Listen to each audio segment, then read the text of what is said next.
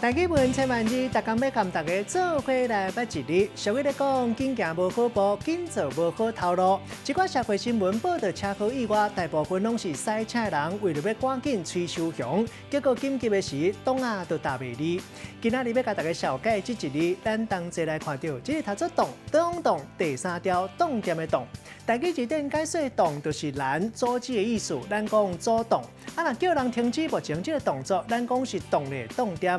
门后壁一支铁啊，防止开门的时，想要出力会弄到门，这支设备叫做门档啊。另外，这个档嘛有忍耐意思，像讲搁再动一个，若忍耐程度，咱讲档头，会当忍耐真久，咱讲这个人有档头。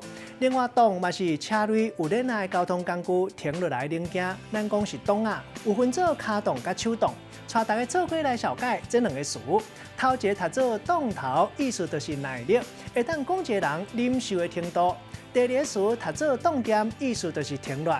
咱用一句话来举例，甲这两个词甲做伙。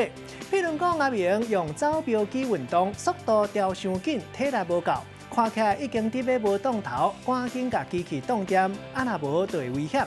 今仔日小解这一日读做档，提供予观众朋友来参考。